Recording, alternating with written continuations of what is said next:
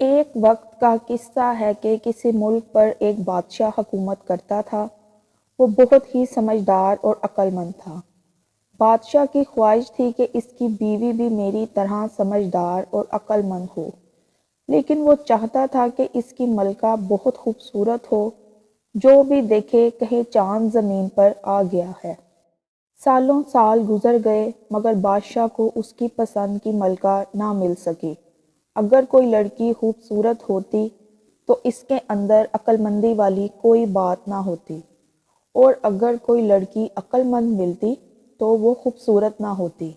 یہی وجہ تھی کہ بادشاہ ابھی تک کنوارا تھا، لیکن اسے ہر وقت پریشانی رہتی کہ اس کے بعد اس کی سلطنت کون سنبھالے گا، کون اس سلطنت کا وارث ہوگا۔ پھر ایک دن بادشاہ کو وزیر نے کہا کہ حضور، آپ اپنا بھیس بدل کر لوگوں تک جائیں، شاید آپ کو آپ کی پسند کی ملکہ مل جائے۔ وزیر کی یہ بات بادشاہ کے دل میں اتر گئی، اور وہ بھیس بدل کر اپنے محل سے باہر نکلا اور شہر کی طرف روانہ ہوا کہ اسے ایک غریب کسان اپنے گاؤں کی طرف جاتا نظر آیا۔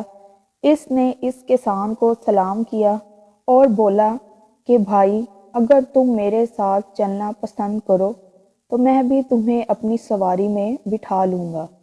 کسان نے اس کی طرف حیرت سے دیکھا اور بولا کہ بھائی، تم تو خود پیدل چل رہے ہو، مجھے تو تمہاری سواری کہیں بھی نظر نہیں آ رہی۔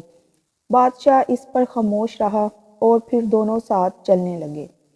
تھوڑا سا سفر طے کیا کہ اچانک راستے میں جنازہ گزر رہا تھا، جس پر بادشاہ نے کہا کہ یہ آدمی زندہ ہے یا مردہ؟ اس پر کسان نے حیرت سے جواب دیا کہ بڑے میاں، اگر یہ زندہ ہوتا تو لوگ اسے چارپائی پر قبرستان کیوں لے جا رہے ہوتے؟ راستہ طے ہوتا گیا کہ راستے میں ایک کھیت کے پاس سے گزر رہے تھے کہ کسان بولا کہ کتنی اچھی فصل ہے، جس پر بادشاہ بولا پتہ نہیں یہ فصل کٹی ہوئی ہے یا نہیں۔ اس پر کسان کو بہت غصہ آیا اور وہ بولا کہ مجھے تم ایک احمق انسان لگتے ہو، تمہیں نظر نہیں آ رہا کہ فصل کٹی ہوئی نہیں ہے؟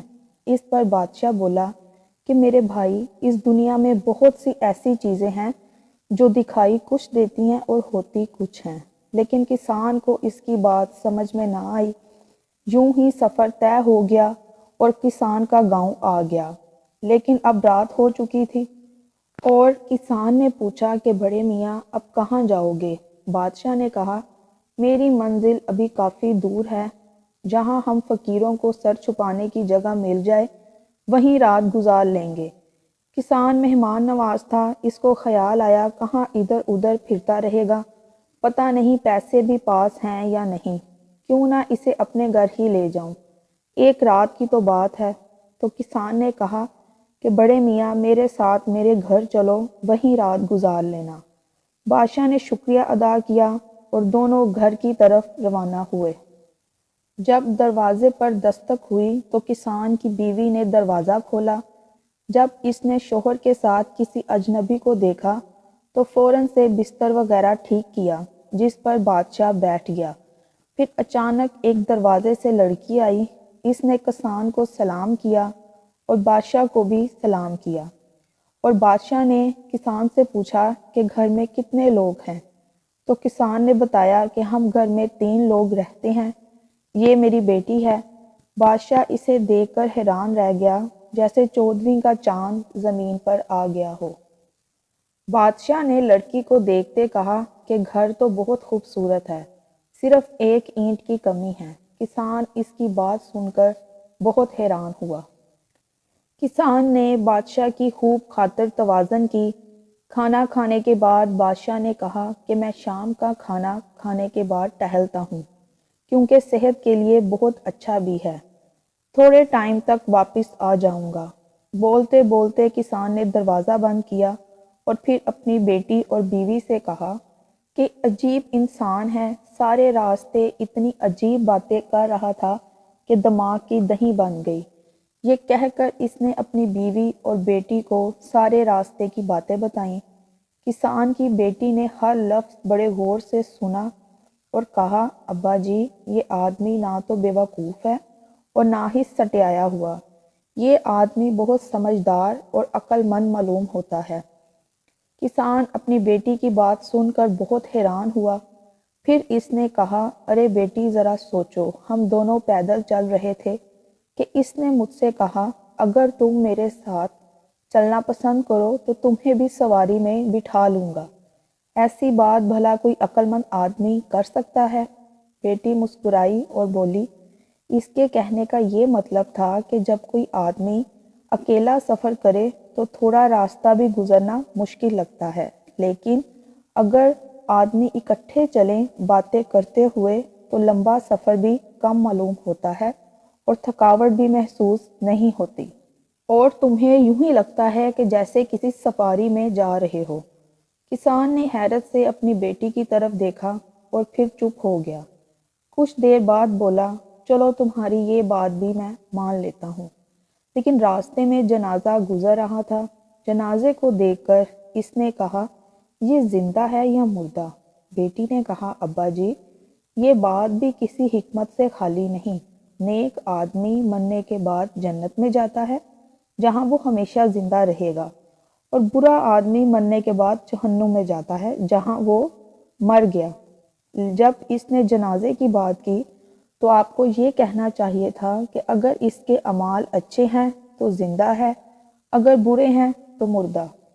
کسان بیٹی کی بات سن کر چپ کر گیا اور کہا، چلو یہ بات بھی تمہاری مان لیتا ہوں، لیکن اس نے کھڑی فصل کو دیکھ کر یہ کیوں کہا کہ یہ کٹی ہوئی ہے یا بن کٹی؟ بیٹی نے کہا، اس کا یہ مطلب ہے ابا جی، کئی کسان فصل پکنے سے پہلے ہی اسے بیچ دیتے ہیں۔